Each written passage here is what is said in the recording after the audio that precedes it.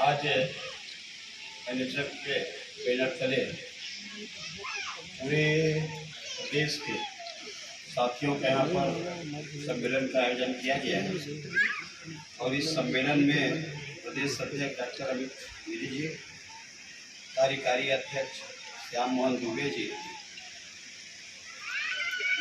राज्यपूर्ण अध्यक्ष हेमंत सिन्हा जी, सचिव कुलनदास जी और साथ ही रविंद्र तिवारी जी, साथ में उपस्थित सभी मंच पर बैठे हुए पदाधिकारीगण और इस ऑडिटोरियम में उपस्थित पूरे प्रदेश भर से आए हुए उपस्थित भाइयों बहनों, आज सवेरे से आपका कार्यक्रम चल रहा है। हमारे पूर्व स्वास्थ्य मंत्री बिलासपुर के विधायक अमर अग्रवाल जी के द्वारा कार्यक्रम का आपका विधिवत रूप से उद्घाटन किया। मैं रायपुर में था और रायपुर में एक चौरसिया समाज का प्रांतीय अधिवेशन का चल रहा है, उस कार्यक्रम को अटेंड करने अपनी जो मांगे हैं उनके समक्ष उसको प्रस्तुत भी करते हैं। उनके द्वारा आश्वासन भी दिया जाता है, आश्वस्त भी किया जाता है। लेकिन मैं आपको कहना चाहूँगा कि पूरे प्रदेश में जो सबसे हमारी महत्वपूर्ण कड़ी है वो है स्वास्थ्य व्यवस्था। जब आदमी स्वस्थ रहेगा तो जीवन में सब कुछ अच्छा चलेगा, और यदि वो अस्वस्थ हो जाए तो कितने भी सुविधाएं उनके सामने में रहे, कितने भी संसाधन उनके सामने में हो, न वो संसाधन का उपयोग कर सकते, न सुविधा का लाभ उठा सकते। और इसलिए जीवन की पहली आवश्यकता है कि मनुष्य को स्वस्थ होना, और उस दिशा में आप लोग अलग अलग दिशा में अलग अलग दायित्वों का आप सब लोग निर्वाह कर रहे हैं।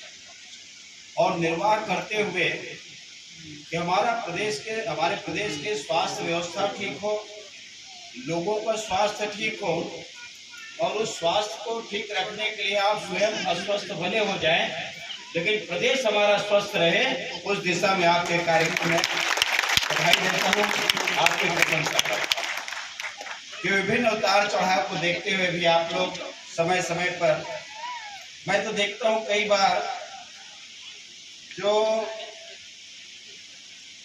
आपके रिन्यूअल जो होना चाहिए, 4 महीना हो गया, 6 महीना हो गया, साल भर हो गया, लेकिन आप लोग अबाध गति से काम करते रहते, आपको चिंता नहीं रहती, पता नहीं होगा नहीं होगा क्या होगा, लेकिन उसकी बिना चिंता किए हुए केवल इसलिए कि हमारी जवाबदारी महत्वपूर्ण है। बाकी काम रुक जाए तो काम चल जाएगा, लेकिन आपके काम यदि रुकेंगे तो निश्चित रूप से लोगों के जीवन पर उसका असर होगा। और इसके कारण में पूरी गंभीरता से आप लोग काम करते हैं।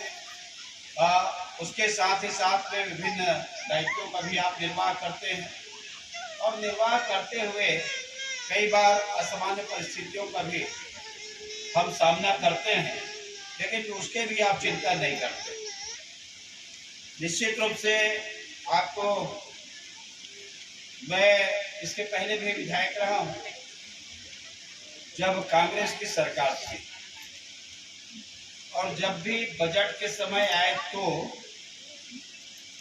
आपके स्वास्थ्य विभाग का जब बजट में चर्चा हुई तो, और समसामयिक समय पर आपके मांगों को लेकर के विधानसभा के अंदर में आपकी जो बातें हैं, मैं उसको सरकार के ध्यानाकर्षण में लाने के लिए विधानसभा में बहुत समय में आवाज उठाया, और आवाज उठा करके सरकार के ध्यान में उसको लाया कि मैं बोला, हमारे वर्षों से साथी काम कर रहे हैं जो पूरे प्रदेश की स्वास्थ्य की चिंता कर रहे हैं, तो उनके चिंता करने की जरूरत है, क्योंकि हम उनकी चिंता करेंगे तो निश्चिंत होकर वो प्रदेश की सेवा में लगे रहेंगे और काम करते रहेंगे।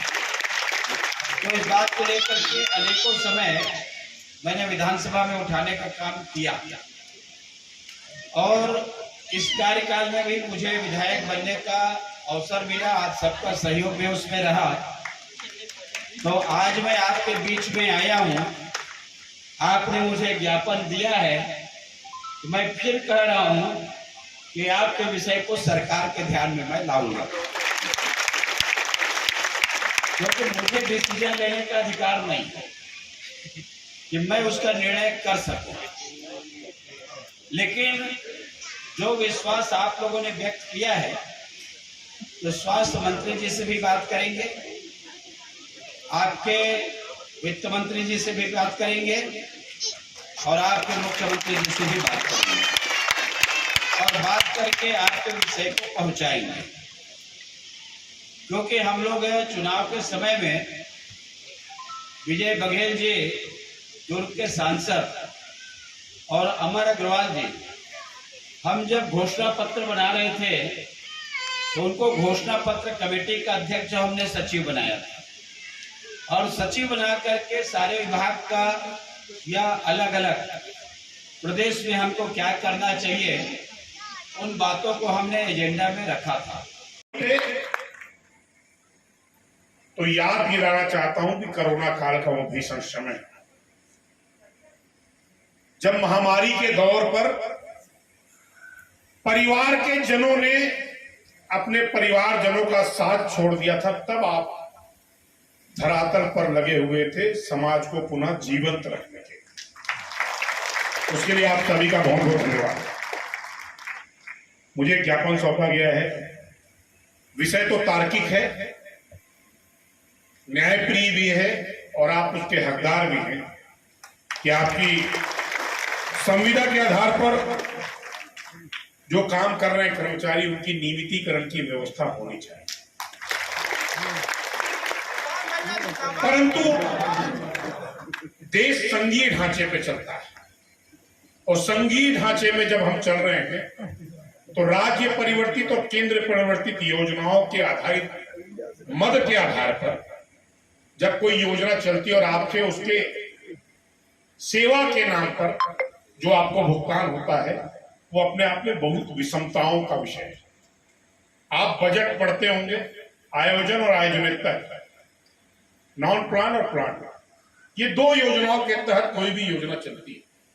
अगर केंद्र ने 60 रुपए देने की व्यवस्था बनाई है तो 40 रुपए राज्य सरकार ने राज्य परिवर्तित राशि से राज्यांश के रूप में जब तक उसमें समाहित नहीं होता तब तक कोई भी योजनाएं धरातल पर यथार्थ में नहीं उतर पाती।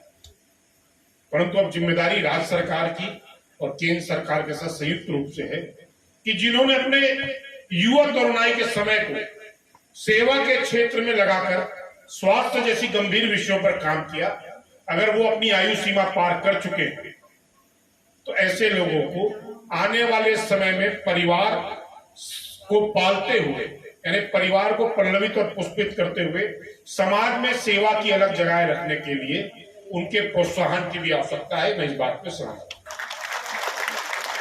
और व्यवहारिक दृष्टिकोण से जब आप मैदान पर काम करते हैं, तब कोरोना काल जैसे भीषण महामारी, जब ये विश्व कहता था कि सबसे पहले टूटने वाला देश कोई होगा तो भारत होगा, और मैं आज इस बात पर गौरवान्वित हूं कि आप सेवा के साथ जुड़े हुए हैं, परंतु समाज को परिवार की अवधारणा के साथ जोड़े हुए हैं। इस कारण आज भारत बच पाया, क्योंकि हम परिवार मूलक व्यवस्था के साथ काम करते हैं। हम सोशलिज्म को स्वीकार जरूर करते हैं, लेकिन फेमिनिज्म भी हमारे रक्त के अंदर चलता है, तब हम बच पाए। और ये अपने आप में अद्भुत विलक्षण विषय है। बहुत सारे साथी ऐसे भी हैं जो आपके बीच से सेवा करते हुए काल के ग्रास हो गए। ये समय है उनको श्रद्धांजलि देने का, जिन्होंने कोरोना जैसे भीषण काल में सेवा करते हुए अपनी सर्वोच्च न्यौछावर दिया, और वो भी तब जब देश की सीमा पर नहीं, देश की आंतरिक व्यवस्था में स्वास्थ्य जैसी जटिल व्यवस्था के साथ, सरोकार के साथ जनता को बचाने के लिए। आज उनको भी श्रद्धांजलि देने का विषय है। आप 20 वर्ष दशा और दिशा पर बात कर रहे हैं, तो मैं ये विषय इसलिए उठाना लाजमी समझा कि जब देश कठिन दौर पर था, तब आप उसके फ्रंट लाइन पर खड़े होकर रीढ़ की हड्डी के रूप में काम कर रहे हैं। ये अपने आप में तो करती है। लेकिन एक आग्रह कभी कभी मन में एक युवा राजनीतिज्ञ के रूप में, एक यूथ लेजिस्लेटर के रूप में मन में कौंधती है कि आखिर भारत की स्वास्थ्य व्यवस्था, खासकर छत्तीसगढ़ की स्वास्थ्य व्यवस्था क्यों दुराव्यवस्था की तरफ बढ़ रही है। तो मैं चाहूंगा कि आप चूंकि फ्रंट लाइन, फ्रंट डेस्क के लोग हैं, तो हम जैसे युवा राजनीतिज्ञों को जो सदन पर आपकी आवाज बनते हैं, उनको समय समय पर इन व्यवस्थाओं के सुधारीकरण के लिए आप कभी न कभी कोई न कोई सुझाव प्रेषित करते रहेंगे। मैं उसका स्वागत करता हूं। ये सुझाव होने क्या चाहिए कि पिछले 15 महीने 13 महीने की सरकार में जब मैंने इसको प्रत्यक्ष रूप से अवगत कराया, पूर्व में युवा राजनीतिज्ञ के रूप में, छात्र राजनीति के रूप में जब हम इसको देखते हैं, तो हम ये देखते हैं कि हम शहर की चकाचौंध में सेवा का क्षेत्र शहर को चुनते हैं। मैं आप सभी से आग्रह करूंगा कि ग्रामीण क्षेत्रों की तरफ भी जरूर जाएं। कल 14 अप्रैल था, बाबा साहब भीमराव अंबेडकर जी की जयंती, और जब हम समता मूलक समाज की स्थापना की बात करते हैं, तो देश के प्राचीर से जब देश का प्रधानमंत्री स्वच्छ भारत मिशन की बात करता है, तब अंतर्राष्ट्रीय मीडिया उस पर हंसती थी।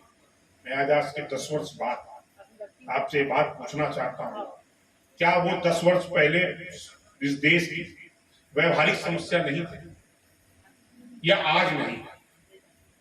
स्वच्छता स्वास्थ्य का पहला पैगाम है, और आप स्वास्थ्य कर्मचारी हैं, इससे अच्छा, आपसे बेहतर इस विषय को कोई नहीं समझ सकता।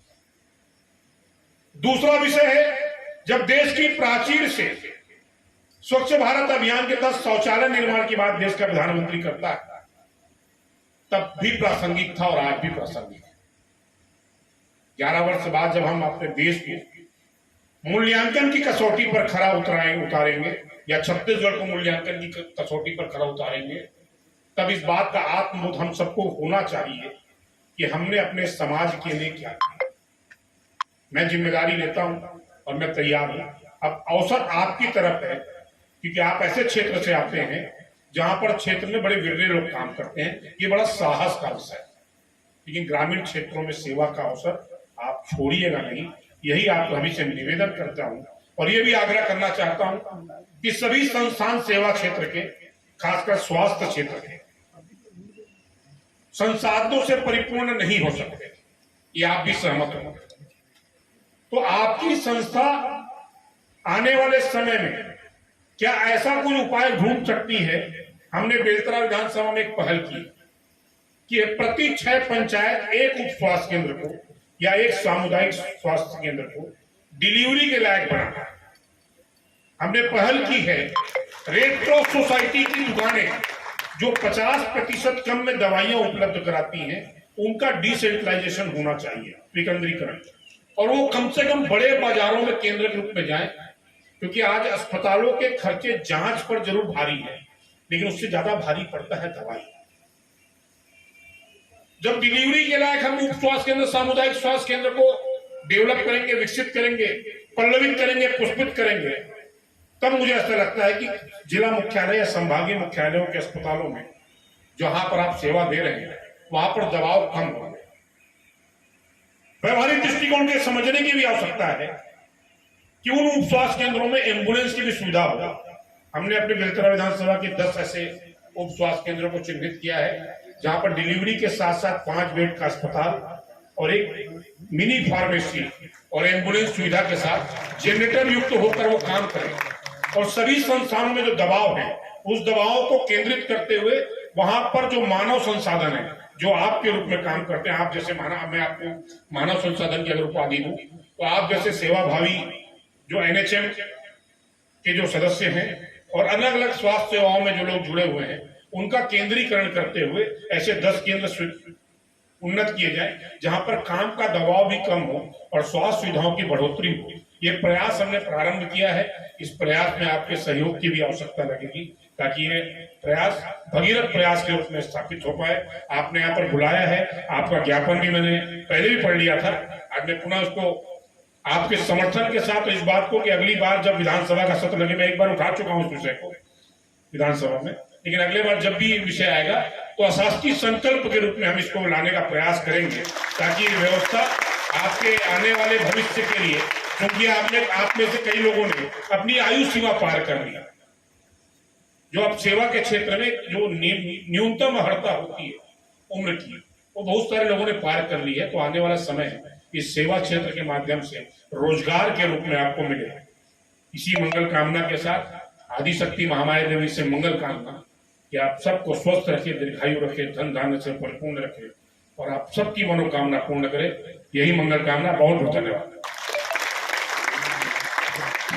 धन्यवाद विधायक महोदय जी, जो आज हमें आश्वस्त किए। स्वागत। हेलो, सम्माननीय विधायक सुशांत शुक्ला जी बेलतरा के युवा विधायक हैं और छत्तीसगढ़ के आगामी हमारे भविष्य है। ऐसे विधायक का छत्तीसगढ़ प्रदेश एनएचएम कर्मचारी की ओर से मैं बहुत बहुत स्वागत और अभिनंदन करता हूं। उनकी स्वागत के लिए एकल नृत्य है हमारे युवा साथी प्रियंका यदु जी का बेमेतरा से। उनका स्वागत है, कार्यक्रम प्रस्तुत करेंगे। ताली बजाएंगे जोरदार।